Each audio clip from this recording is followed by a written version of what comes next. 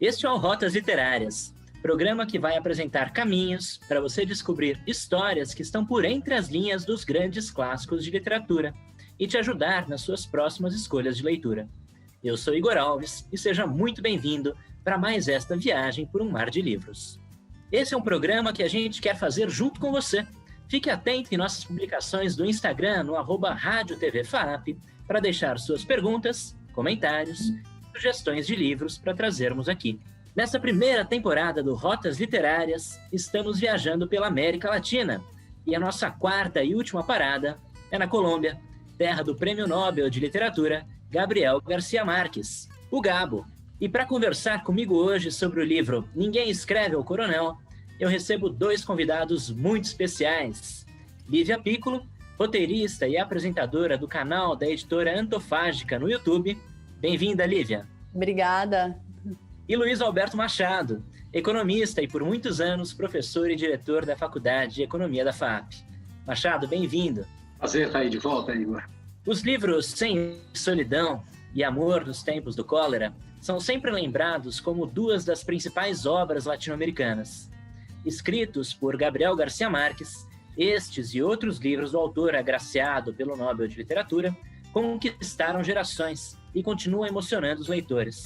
Para saber um pouco mais sobre esse autor, vamos assistir ao vídeo que o Davi Krasiuschik produziu. Nascido na Colômbia em 6 de março de 1927, Gabriel Garcia Marques foi responsável por clássicos literários da cultura colombiana. Tendo vivido em diferentes países ao longo de sua vida, o autor reuniu amplo repertório e conseguiu direcioná-lo para suas páginas, construindo histórias que harmonizam a fantasia e o respeito a diferentes culturas. Conhecido pelos marcantes 100 anos de solidão e Amor nos Tempos de Cólera, o autor contribuiu para o realismo mágico e trouxe, como características centrais, acontecimentos que geram um determinado estranhamento no leitor, narrativas permeadas por diferentes metáforas e analogias, além de outras figuras de linguagem, enredos que mesclam a leveza de elementos mágicos e o peso das situações reais em que se baseiam, climas de mistério e tensão constante, amplificando a imersão nas histórias e fortalecendo a reflexão crítica. Gabriel Garcia Marques tornou-se desde cedo um grande aficionado por leitura, influenciado principalmente por seu avô, um veterano da Guerra dos Mil Dias. Por conta disso, o escritor buscou valorizar em sua carreira as suas raízes e a história de seus antepassados, incorporando essas motivações a seus livros a partir de uma visão fantasiosa e muito particular. Jornalista durante vários anos, Garcia Marques passou por diferentes áreas para honrar esse legado familiar. O cinema, inclusive, foi uma delas, paixão que levou à fundação da Escola Internacional de Cinema e Televisão em Cuba, país em que se exilou durante alguns anos por conta dos perigos ditatoriais que tomaram conta da Colômbia na época. Por conta disso, Garcia Marques é hoje lembrado como um dos maiores nomes da literatura latina, tendo contribuído para diferentes áreas da expressão artística. O livro Ninguém Escreve ao Coronel foi lançado alguns anos antes do sucesso 100 Anos de Solidão, e é um livro que, inclusive, traz algumas características autobiográficas, como a gente pôde ver agora nesse vídeo apresentado pelo Davi Krasiuschik, aluno de cinema da FAAP. Uma dessas características que a gente percebe, autobiográficas, é a história do coronel, que, assim como o avô do Gabriel Garcia Marques, também lutou em uma das muitas guerras civis vividas pela Colômbia nas décadas de 50 e 60. Então, eu gostaria de começar o nosso programa de hoje perguntando aos nossos convidados, afinal de contas, quem é esse coronel? Quais características ele possui? E como que a gente pode defini-lo? Eu acho que o coronel, ele traz dentro dele, assim, ele traz na história dele, nesse pedaço de vida dele que a gente tem acesso, né, uma melancolia extrema, né, e que palavras que me vêm assim a partir da sua pergunta? Uma decadência, uma melancolia, o esquecimento, né? O desamparo. Então, ele é um coronel, um homem que em algum período da sua vida esteve em uma posição de poder, né, de respeito, mas nessa fatia de vida que o livro, que a gente tem acesso da vida dele, né, ele está no contrário, né, do poder, ele está completamente desamparado. Então, acho que o coronel, ele traz uma decadência, ele traz uma melancolia, ele é um homem que já esteve em um lugar de glória e hoje está num lugar de abandono, né? Acho que eu, para aquecer, falaria isso. Ele não é só isso, né? É muito mais, mas para aquecer os motores, assim que eu consigo pensar no coronel, assim, nesse momento. Legal, Lívia. Machado, me diga. Ela foi muito feliz na caracterização, né? Você sabe que, além da economia, a minha paixão é o esporte, né? Então, eu vejo, vou fazer uma analogia, é um ex-atleta que não está mais nos holofotes. Muitos não se prepararam para isso e entram numa melancolia que os acompanha até o fim da vida. Então, eu acho que essa figura, essa analogia com o esporte, com os ex-jogadores que não são mais famosos, mas que têm uma saudade dos bons tempos, pode ser aplicada à figura do coronel. Esse coronel, inclusive, é um coronel, como a Lívia falou muito bem, né? Nós temos acesso apenas a um período da vida dele, né? Mas dá a entender que foi um coronel importante, até porque ele lutou ao lado do coronel Aureliano Buendia, né? Que aparece nos 100 Anos de Solidão, né, Lívia? Sim, inclusive eu fiquei surpresa quando vem as referências aos 100 Anos de Solidão, né? Aparece lá Macondo, aparece Aureliano Buendia, opa! Foi um momento feliz, assim, da leitura. Ele dá a entender que ele teve, que ele já esteve nos holofotes, né? Ele lutou numa guerra que foi importante para o país. Ele tem uma passagem que ele fala, né? Quem deu a vida pela pátria, alguma coisa assim. Não sei se são exatamente essas palavras, mas sim, dá a entender que ele já ocupou um lugar de respeito, um lugar de... Coronel é uma alta patente, né, militar. Eu não sou assim entendida exatamente de todas as patentes, mas coronel inspira respeito, a palavra coronel. Então, sim, dá a entender que ele já foi uma figura importante, né, para o país, né, para as forças militares do país. E isso que traz essa melancolia também, né, porque como que uma figura que já teve esse lugar de importância está tão abandonada, numa situação de tanta pobreza, né? Porque também é um livro que fala de pobreza, né? Tem passagens ali, quando a esposa fala que a mulher que colocou pedras para cozinhar, para que os vizinhos não percebessem que eles não tinham comida, é uma imagem fortíssima sobre a pobreza. Então, acho que esse contraste entre essa figura que já esteve num lugar de imponência e que está cozinhando pedras, né? Não ele, a esposa, mas esse contraste é o que torna o livro tão tocante, eu acho, também. Tudo parece que se agrava porque o coronel e a esposa já são um casal de idosos, né? Uhum. A esposa também tem aí algumas dificuldades de saúde, né? Tem asma e também está numa situação decadente, né, Machado? Essa pobreza a gente nem sabe exatamente onde se passa a história, né? Mas não é uma cidade grande, parece que o tempo não anda, parece que é um tempo parado, né? O que você me diz, Machado? E isso é parte do brilho do autor, né? Ele justamente faz questão de não citar, não fixar, como no 100 Anos de Solidão, o local, mas ele deixa a gente viajar, pensar numa aldeia, numa cidade relativamente pequena. E o que eu acho incrível é não só pobreza, mas viver na total dependência do Estado. Uhum. Quer dizer, por isso o próprio nome do livro, né? Quer dizer, aquela ansiedade para saber quando é que vai chegar a carta e a pensão dele e assim por diante. E aí você vê que é um livro escrito há décadas que continua extremamente oportuno. E agora a pandemia mostrou isso. Quer dizer, quantas pessoas não dependiam do auxílio emergencial para sobreviver para o dia seguinte? Isso aconteceu no Brasil e aconteceu em outros países da América Latina que vivem em situação econômica, inclusive, pior do que a nossa. Então, você vê como a incrível atualidade de um livro de décadas atrás. Essa é a característica do clássico, né, Machado? Justamente essa possibilidade da gente ler um livro de anos atrás, de décadas atrás ou de séculos atrás, e ainda assim conseguir extrair dele uma matéria presente, né? Uma realidade presente, né? Lívia, o coronel e a esposa também foram marcados por um acontecimento triste, que é a morte do filho, né? Conta um pouquinho dessa morte do Agustin. Difícil, né? Assim, porque outro dia eu estava assistindo um vídeo sobre luto, e aí a psicóloga falava que o luto mais difícil que um homem ou uma mulher podem vir a enfrentar numa vida é a perda de um filho, né? Ou de uma filha, porque inverte completamente a ordem natural das coisas, né? Então, eles estão imersos num luto, né?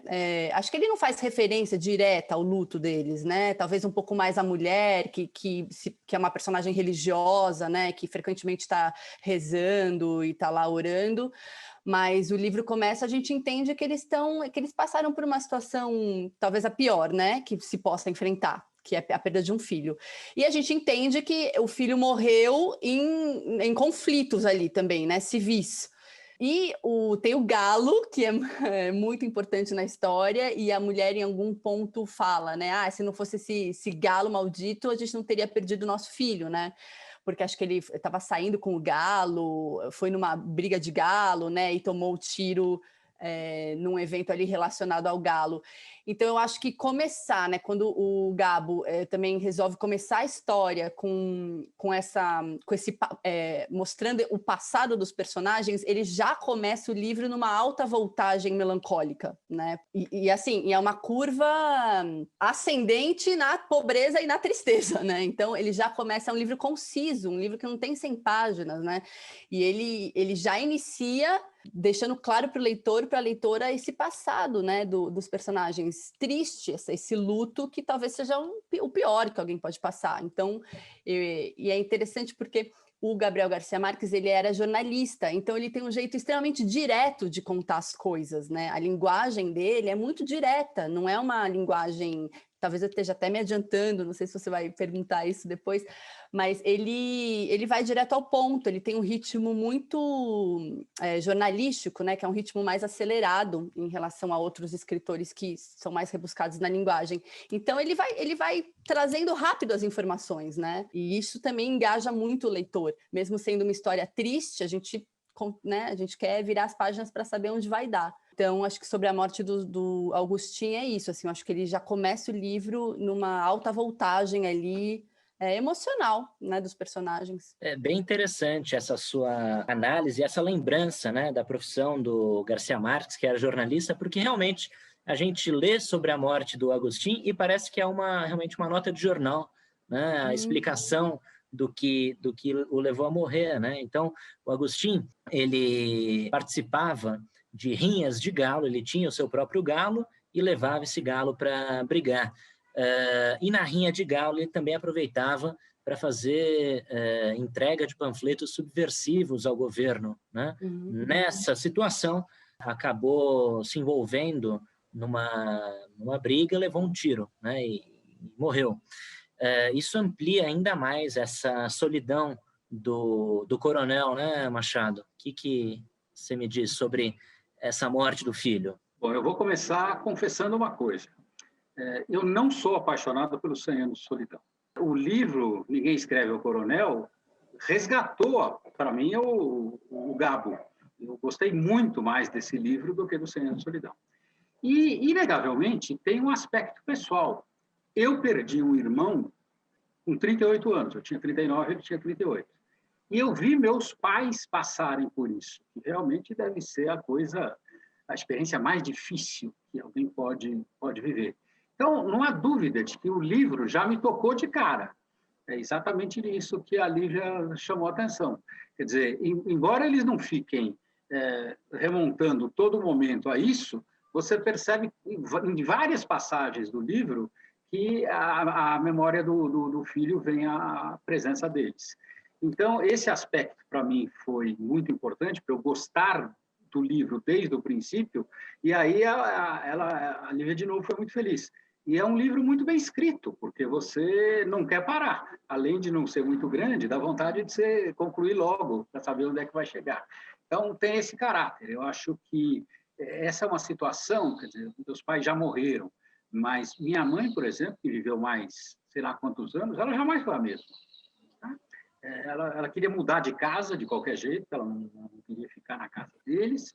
Meu pai disfarçava bem, mas eu sei que ele também sentia. Então, é uma experiência muito dolorosa para quem passa por isso, e ele colocando no começo do livro, eu acho que muitas pessoas que viveram experiências parecidas devem também ter sido tocadas por causa disso. Mas no caso do coronel, né, Machado, do coronel e da esposa, não havia nenhuma possibilidade, inclusive financeira, para mudarem de casa, né? Uma situação econômica muito difícil pela qual eles passavam, né? E convivendo ainda com um personagem que a gente apenas citou até agora, mas um personagem extremamente importante no livro, mudo, que é o Galo, né? Quem é esse Galo? E mais, né? Vou além. Quem é esse Galo como personagem e quem é esse Galo como uma figura simbólica no livro? Esse galo, ele é fundamental, né, na história. Tem momentos ali em que os personagens têm que fazer a escolha se eles vão comer alguma coisa ou se eles vão dar de comer para o galo, né? E aí tem toda a questão, vende o galo, não vende o galo, existe uma esperança depositada nesse galo, né, de que ele vá trazer dinheiro, de que ele vá tirar eles da extrema pobreza, assim como existe uma esperança dessa aposentadoria que nunca chega, também existe uma esperança aí nesse animal, né? E o galo, assim, você falou da simbologia, né? Ele tem a ver, eu acho, com a masculinidade, ele tem a ver com a imponência, né? O galo, o varão, eu acho que a simbologia do animal tá por aí, assim, né? Que é esse lugar que o coronel, né? A gente infere que é um lugar que o coronel já viveu algum dia, né? Essa virilidade, esse poder, e não vive mais. E o galo parece que faz lembrar disso, assim, né? Ele ecoa também essas mesmas questões. Acho que é por aí, assim, o galo. O livro tem vários símbolos, né? Repleto de simbologias, e acho que talvez a do galo seja a mais evidente. Sem dúvida está ligado à questão do passado de poder que o coronel já viveu e de uma época em que ele podia fazer muitas coisas que ele não pode mais viver. Isso dá um certo saudosismo. E quando a Lívia coloca poder, eu acho que é uma coisa interessante, porque é exemplo de outros autores latino-americanos contemporâneos do Gabo, resvala pela política latino-americana e pela questão do patrimonialismo. Legal. A figura do galo, né? Se a gente faz uma pesquisa simples, a gente vai ver que o galo, ele, além de simbolizar o orgulho, né? Ele também tem uma simbologia interessante, que é, de certa forma, aquele animal que espanta a noite, né? Aquele animal que, ao seu cantar, faz amanhecer, né? E aí tem tantas possibilidades de interpretação nisso, né?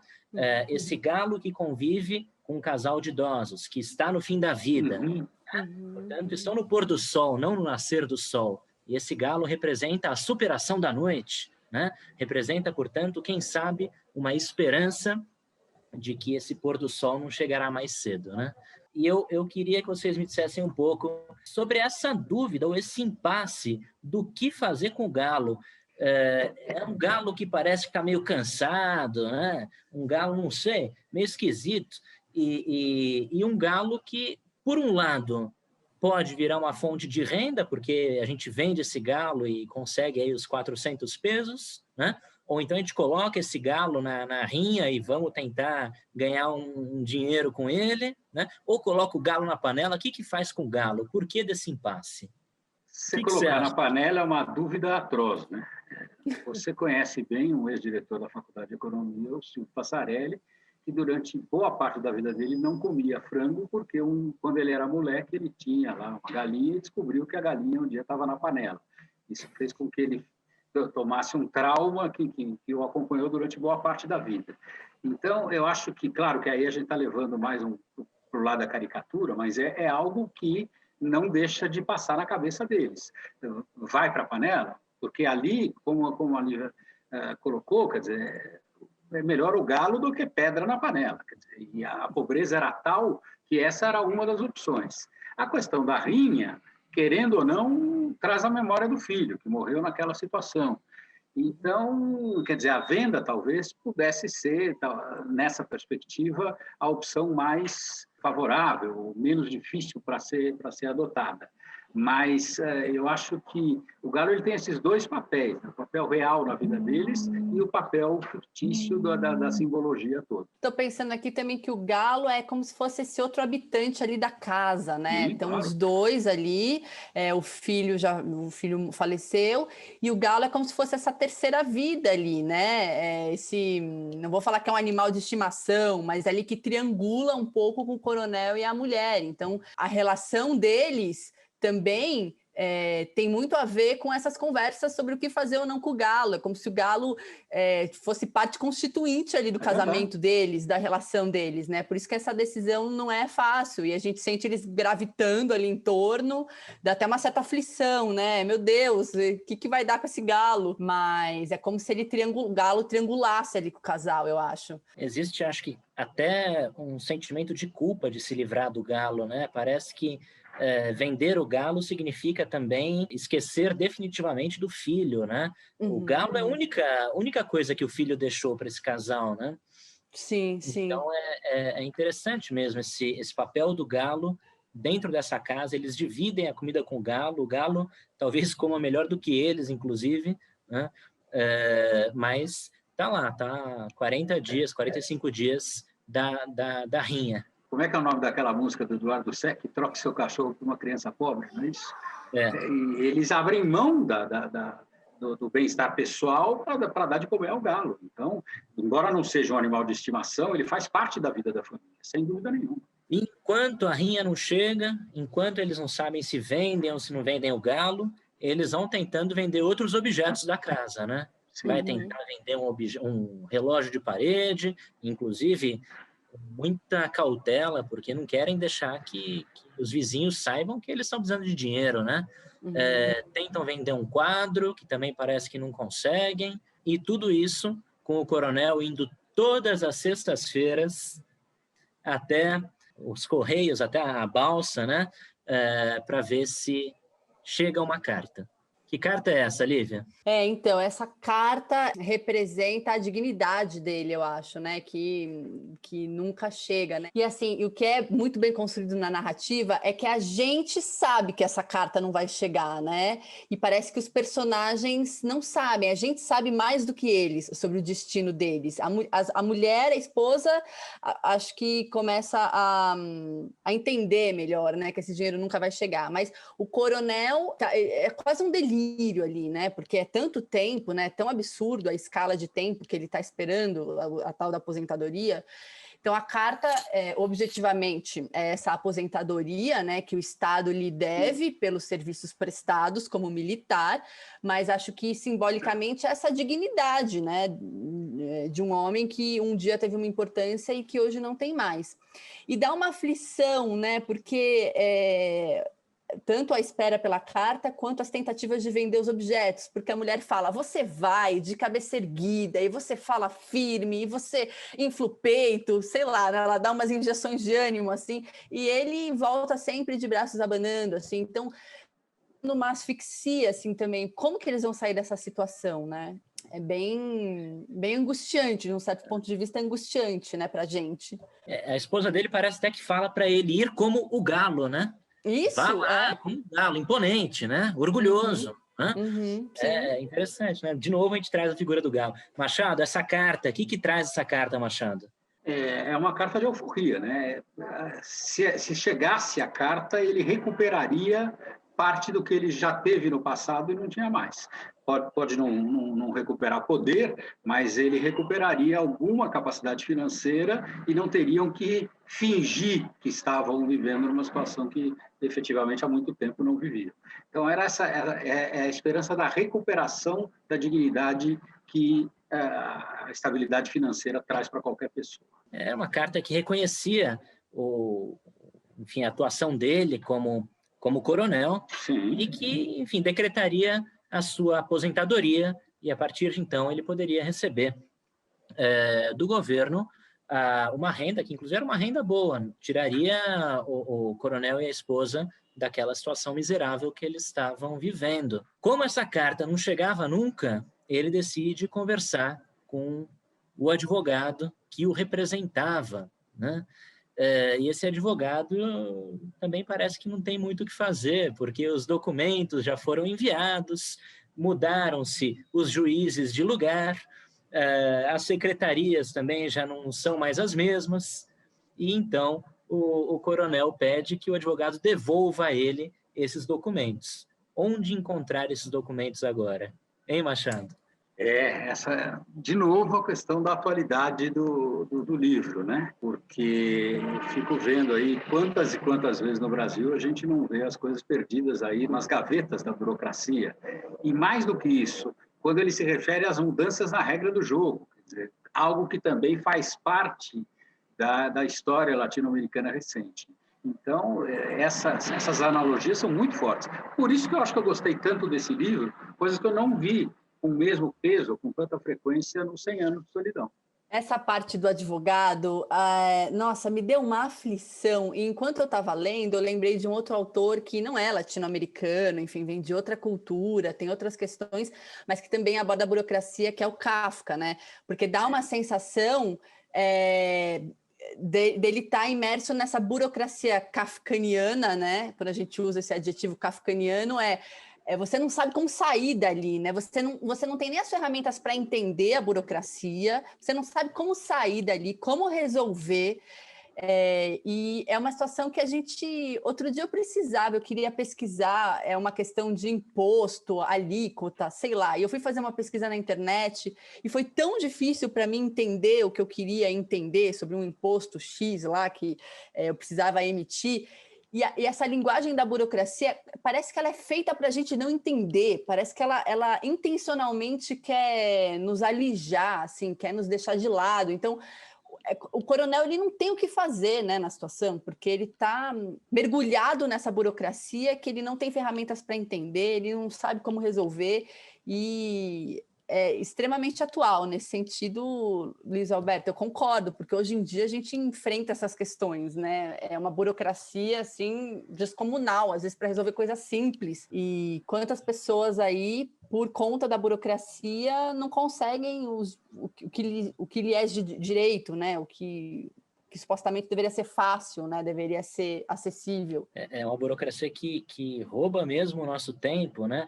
E basta a gente ver, recentemente tivemos eleições municipais, né? Então, leve RG, leva título de eleitor, leva o seu aplicativo do celular baixado, coloca o dedo aí para a gente reconhecer que você é você, né? Agora assina aqui no caderno, quer dizer, é uma herança, claro, portuguesa, né? Que a gente tem, mas que atrasa a nossa vida de um jeito desesperador, né? Tem um filme argentino, são curtas, recentes. Relatos Selvagens. Relatos Selvagens. Isso, Relatos Selvagens, né? E um deles... Bombita. Particularmente é o que eu mais gosto de todos, né? Que é o Bombita, fala exatamente sobre essa burocracia que não é exclusiva colombiana, não é exclusiva brasileira, nem argentina. É algo realmente muito latino-americano, talvez até latino, não sei se Itália também, essa burocracia é do jeito que é, mas o fato é que chega um momento em que o sujeito não aguenta, né? Das duas, uma, ou ele vai esperar como o coronel estava esperando pacientemente já por 15 anos, né? Acreditando que na semana seguinte a carta ia chegar, não era possível que tanto tempo assim, né, a carta não chegasse, né? Ou uma hora o cara vira o Bombita, né, Machado? Que no filme acaba que explode. E aproveitando que você está aqui, Machado, falando dessa burocracia e pensando também pelo lado econômico, né? Ela atrapalha bastante a economia brasileira. Por exemplo, para abrir e fechar empresas no Brasil é uma desgraça, né? E por mais que se avance, algum outro problema surge, né? A gente tem acompanhado aí os esforços. Para abrir empresa já melhorou um pouco, Mas para fechar continua uma verdadeira loucura. Tanto que a maioria das pessoas o que faz? Abandona a empresa, esquece dela e reza para não ser flagrado, porque dá um trabalho tão grande, é tão difícil, e sempre algum fiscal vai descobrir alguma coisa que falta. Essa é uma herança realmente dos... Acho que a gente fala dos portugueses, os outros latino-americanos falam que é dos espanhóis, que foram invadidos pelos mouros. Mas em algum momento é preciso romper com isso, porque isso traz realmente prejuízos impressionantes. A nossa colocação no ranking de facilidade de negócio, do Doing Business, é sempre lamentável. E passa por isso que a Lívia falou, esse cipoal tributário, que toma um tempo danado, não só declaratório, mas as empresas têm que ter departamentos para ficar acompanhando as mudanças. Isso é uma coisa que o Brasil, nossa, isso traz mais prejuízo do que a maior parte das pessoas imagina. Eu ia concordar, na verdade, assim, porque eu, quando fui abrir a minha pequena empresa, enfim, né, que presta serviços na área de cultura, educação, foi tão difícil para mim entender, de fato, tudo, assim, quando você é pequeno, você não tem ainda meios para contratar alguém também para te auxiliar, ou enfim, ou para fazer. Então, eu me identifiquei completamente, assim, com o coronel na questão da burocracia. Eu queria voltar um pouquinho na questão desse tempo que vai passando, né? A gente já entendeu que a burocracia provavelmente vai fazer esse casal de idosos morrer de fome, né? Nesse aspecto, eu acho bastante com a crônica de uma morte anunciada do próprio Gabo, né? A gente já sabe qual que é o fim da história, né? Agora, me fala um pouco desse tempo, Lívia, esse tempo de espera, como que ele te tocou durante a leitura do livro? Sabe que o Gabriel Garcia Marques, ele tem um manejo do tempo nas narrativas muito próprio, né? No 100 Anos de Solidão, o que ele faz ali com o tempo é incrível, porque além de a gente acompanha 6 ou 7 gerações da família, ele insere a gente num tempo mítico, né? Então, ele não trabalha com o tempo no sentido cronológico, né? E nem exatamente é o tempo psicológico da subjetividade dos personagens, é um manejo muito próprio ali do tempo. Inclusive, vou abrir um parênteses aqui, que a Netflix parece que está adaptando 100 Anos de Solidão, e uma grande questão será que isso vai funcionar na linguagem audiovisual? Porque é dificílimo você construir na linguagem audiovisual o que ele fez na literatura em relação ao manejo do tempo. Então, tá todo mundo, assim, que gosta do Gabo e que estuda um pouco narrativa, esperando para ver como que vai sair, assim, esses roteiros. Enfim, mas voltando aqui, no Ninguém Escreve ao Coronel, a gente não está aqui no registro do realismo mágico, né? A gente poderia dizer que é uma linguagem mais próxima da linguagem realista, né? Onde os eventos estão encadeados sequencialmente, numa lógica cronológica, né? Mas a gente sente esse tempo que nunca vai ter fim, eu acho, né? Porque como essa carta nunca vai chegar, e a gente sabe disso, a gente infere logo no começo, né? A gente entende que essa carta nunca vai chegar. Eu acho que ele constrói, mesmo não trabalhando com realismo mágico aqui, ele constrói esse tempo sem tempo, esse tempo que transborda, esse tempo dilatado. Então, é uma coisa muito própria do Gabriel, né, Garcia Marques. E esse livro é anterior aos 100 Anos de Solidão. Então, acho que ele estava também ali um pouco... Isso estava aparecendo no jeito dele de escrever. Acho que, né, estava descobrindo um pouco isso. Esse tempo eterno, né, esse tempo que não vai ter fim para o coronel, essa espera. Vai ter fim com a morte dele, né? O fim vai ser a morte do coronel. E aí, Machado, esse tempo aí de espera traz para você alguma sensação em relação à vida do coronel? É uma mistura de ansiedade com impotência, né? E é alguma coisa que a gente percebe claramente ao longo da leitura. E, de novo, fazendo analogia, é algo que você percebe claramente em determinadas situações da nossa vida atual.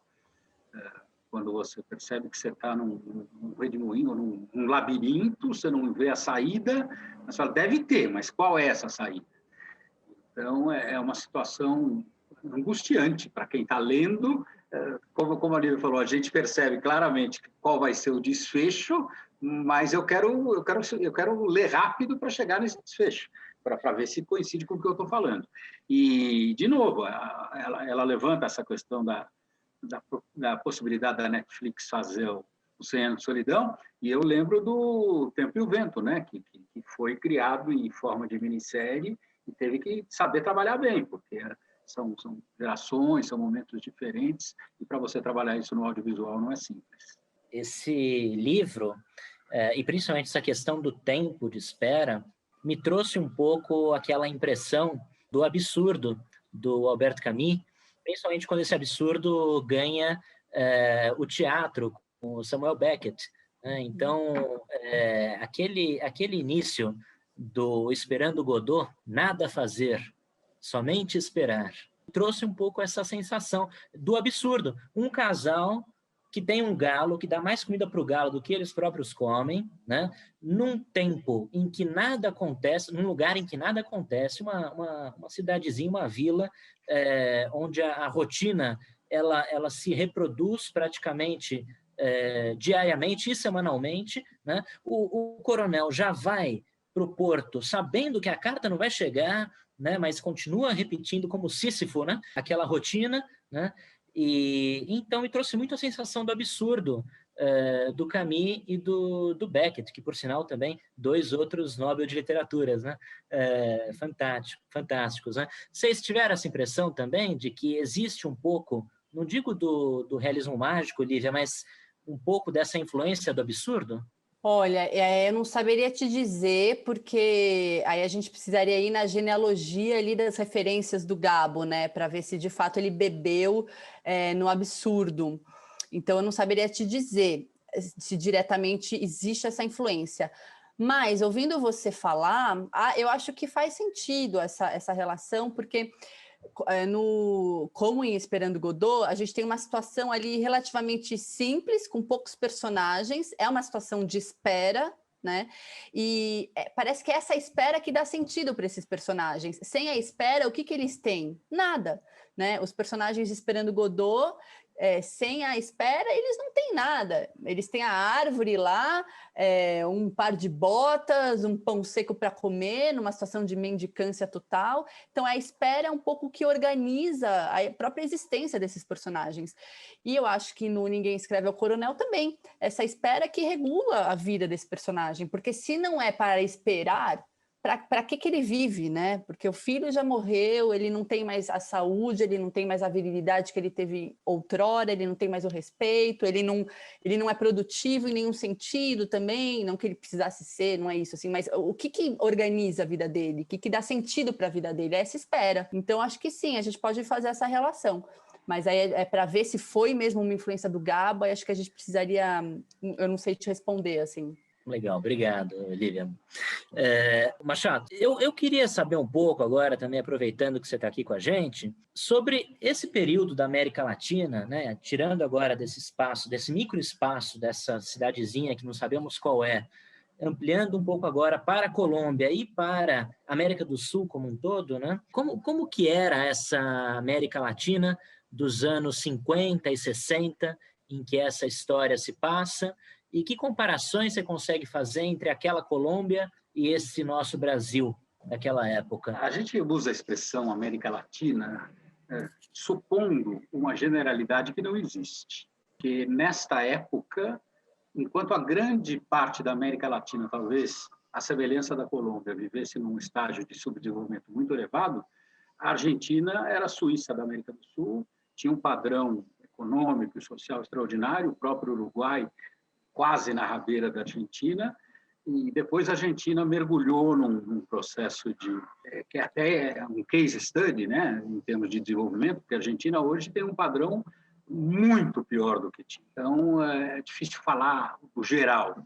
Eu vou pegar uma carona um pouco na resposta anterior da Lívia. Eu passei boa parte da minha infância viajando para uma cidadezinha aqui no nosso Vale do Ribeira, onde meu pai tinha lá um sítio chamado Jacupiranga. O Vale do Ribeira é o Piauí do estado de São Paulo, né? E Jacupiranga era uma das cidades mais pobres do Vale do Ribeira. E eu lembro que eu ia para lá, a gente às vezes passava uma semana, às vezes até 15, 20 dias lá, e eu ficava pensando, o que essa gente da fazenda faz? O colono lá, o capataz, o cara que trabalhava na fazenda. Espera o domingo para ir na missa, que é o dia que eles vão à cidade. E o resto da semana? Então, essa monotonia. E eu sentia exatamente isso. Lendo esse livro, eu falei assim, é exatamente o que eu vi em Japuranga. Eles fazem a mesma coisa, não tem a menor perspectiva de fazer algo diferente, até porque eles não têm preparo, eles têm medo do novo, eles tem medo do diferente. Nós que estudamos criatividade, a gente sabe que para ser criativo você tem que ousar. Eles não têm coragem de ousar porque eles não têm a menor noção do que seria possível. Eu acho que a América Latina, em grande parte, era isso. E aí você tem as coisas engraçadas, né? Aí você teve a década de 80, que foi a década perdida para a América Latina inteira, e a Colômbia foi o país que mais cresceu durante aquele período. Muito provavelmente, não só pelos acertos do governo, mas porque a droga ajudou muito. Quer dizer, o narcotráfico foi fundamental para aquele push da Colômbia naquele período. E de lá para cá, alguma coisa que a gente vê ainda em quase toda a América Latina, uma desigualdade muito acentuada. E não poucos lugares da nossa América Latina mantêm ainda níveis de pobreza semelhantes ao mostrado no livro. Nessa década de 50 e 60, Machado, claro, o Brasil entra num regime militar em 64, mas nos outros países da América do Sul, a ditadura militar já acontecia? Na década de 60, um pouco mais cedo ou um pouco mais tarde, quase todos passaram por sistemas autoritários, exceção Colômbia. A Colômbia foi uma das exceções, tá? Porque o resto da América do Sul inteirinha. Você tem Chile, Paraguai, Brasil, Uruguai, Argentina, Venezuela, Peru, Bolívia. Bolívia, então, era um golpe atrás do outro. Então, foi o período dessa sucessão de regimes militares, daí aquele curso que eu dei, né? A redemocratização. A década de 80, que foi a década perdida no plano econômico, foi, em termos políticos, uma década importante, porque foi a década em que esses países todos se redemocratizaram. E interessante como a Colômbia superou uma série de adversidades das últimas décadas, né? E hoje se transformou num belíssimo país em uma série de aspectos. Bogotá é uma bela cidade, inclusive, que vale a pena de ser conhecida, de ser visitada. Lívia, você sente que é necessário falar mais alguma coisa do livro que eu deixei passar aqui, que te chamou a atenção, que você gostaria de comentar? Eu acho que o final é muito impactante, né? Não vamos dar spoilers. Quem não conhece o livro, às vezes fica incomodado, né? Quando a gente dá muita informação sobre a história. Estou pensando ali nos estudantes. No canal eu sempre tomo esse cuidado de falar, vou dar spoiler, não vou dar spoiler. Mas o final eu achei tão impactante, assim, porque é como se é um final forte, né? E que devolve ao coronel, parece, aquilo que até aquele momento ele não teve, né? Não sei se é coragem, dignidade, enfim, inteireza. Parece que naquele final, respondendo daquela maneira para a mulher, ele recupera alguma coisa ali que estava fraturada dentro dele. Eu acho que é um livro que eu recomendo muito, assim, das pessoas lerem. Como eu te disse no começo, né, antes da gente começar a gravar, eu não conhecia, eu li para a nossa conversa e achei sensacional, porque o Gabo, um pouco repetindo o que eu já disse, né, como ele era jornalista, geralmente os escritores que também trabalharam como jornalistas, né, o Hemingway, enfim, o Truman Capote, tem vários outros, eles têm essa linguagem muito direta e, nesse sentido, são livros fáceis de ler, né? Estou pensando aqui nos estudantes, enfim, talvez quem não conheça ainda o Gabo, é um livro muito tranquilo de ler. Então, super recomendo a leitura, achei sensacional a escolha e acho que é isso sobre o livro. Acho que a gente falou bem dele. Legal, Olivia. E você, Machado? Sentiu a falta de algum detalhe aí do livro que a gente não entrou? Não, e depois tem essa questão que ela falou. Acho que a gente já falou o suficiente para desencorajar as pessoas a lerem. O que também não é nenhum problema. Você sabe de um livro que eu já citei para você, como falar dos livros que você não leu. Porque às vezes a gente lê tanto sobre um determinado livro que você consegue falar dele melhor do que algumas pessoas que leram de forma meio superficial. Mas é um livro que estimula a reflexão. E eu acho que esse sempre é o objetivo de um escritor. Então, ele atingiu tranquilamente esse tipo de objetivo. Antes de encerrarmos o programa, eu gostaria que vocês deixassem para a gente uma dica de filme, ou poema, ou música, ou qualquer arte que vocês sintam que tenha conexão com Ninguém Escreve ao Coronel. A gente já falou muitas referências aqui, mas o que mais vocês podem deixar para a gente? Eu quero começar por um outro livro dele, eu só li 3. Li o 100 Anos de Solidão, li Ninguém Escreve ao Coronel, e o outro é O Outono do Patriarca, que eu acho que, para fechar pelo menos alguma visão em cima dele. E fora isso, eu acho que você tem muita coisa que passa, inclusive como série, passou como novela, e a nossa produção, sobretudo em termos de novela, de séries, é muito rica nesse sentido. E só para não ficar no ar, vou pegar um filme recente, acho que eu acabei, que foi o No, do Chile, em que ele fica jogando o plebiscito, né, sobre a continuidade ou não do Pinochet, mas ele fica jogando com o presente, o passado, o presente, o passado. Eu acho que é um filme que qualquer latino-americano precisa ver, até para saber como era a situação complicada há não muito tempo atrás. Legal, obrigado, Machado. Eu lembrei aqui, dentro desse grande guarda-chuva, né, que é a literatura latino-americana, tem um escritor que eu gosto muito, ele é contemporâneo, não é um clássico, mas é um escritor premiado, muito bom, chamado Alejandro Zambra. Não sei se alguém já ouviu falar.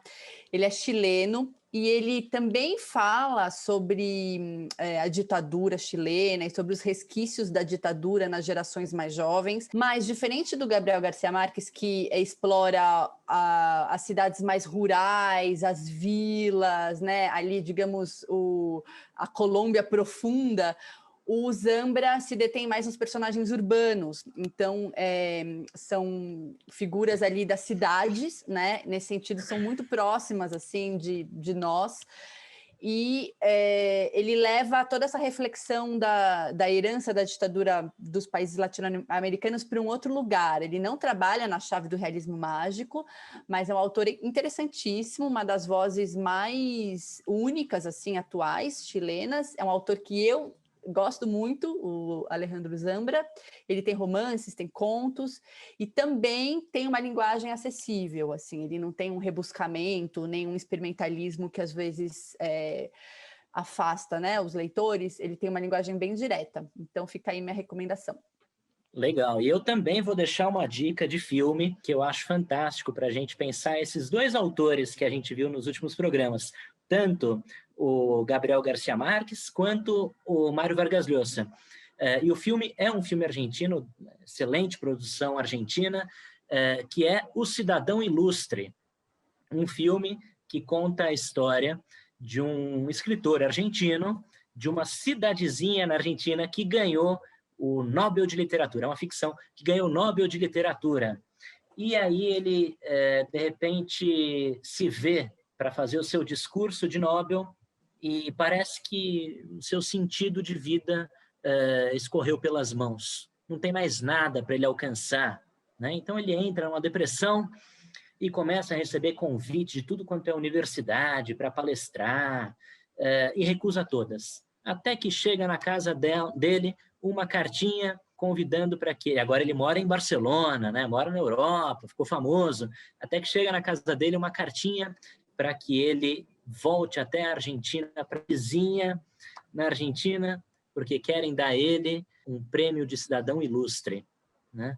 Então ele sai agora de uma vida numa grande metrópole europeia e vai voltar para essa cidadezinha do interior da Argentina. E se depara um pouco com tudo isso que a gente conversou, desse nada cotidiano do Ninguém Escreve ao Coronel. Um belíssimo filme que eu recomendo. E se você gostou do nosso debate aqui, eu recomendo a leitura de Ninguém Escreve ao Coronel e também de todos os outros livros desse gênio da literatura latino-americana, que foi Gabriel Garcia Marques. Eu quero agradecer demais a presença dos nossos convidados. Lívia, muito obrigado pela participação. Foi incrível. Você trouxe muitas reflexões bacanas para a gente. Muito obrigada pelo convite, adorei. Nada melhor do que separar um tempinho aqui na rotina corrida e falar de livros. Então, muito obrigada, gente. Foi muito boa a conversa. Legal. E o pessoal que não conhece, procure os vídeos da Lívia e da editora Antofágica, porque eles fazem um trabalho fantástico, muito bacana, vale a pena conhecer. E também quero agradecer imensamente o meu amigo Luiz Alberto Machado. Muito obrigado, Machado, sempre trazendo uma contribuição muito rica Eu é que agradeço. Você não sabe o orgulho de ver você conduzindo aí com total naturalidade esse programa. Eu adoro ver quando os alunos suplantam o mestre e você é um desses exemplos. Parabéns pelo programa e vou correndo para a Antofágica que eu não conhecia. Legal. Muito obrigado, Machado. Espero novamente poder contar com vocês em programas futuros. O convite com certeza vai chegar. Estamos encerrando aqui a nossa primeira temporada do Rotas Literárias pela América Latina. Mas é claro, essa América Latina vai ser revisitada no futuro próximo. Esperamos vocês na próxima temporada do Rotas Literárias. Embarque com a gente nessa viagem. O Rotas Literárias tem a apresentação de Igor Alves, produção de Davi Krasiuschik e Bruna Nakashima, edição de Guilherme Giusti e Bruna Nakashima e supervisão de Alziro Tonin. Eu me despeço por aqui. Este é o Rotas Literárias, um livro e muitas viagens. Até logo!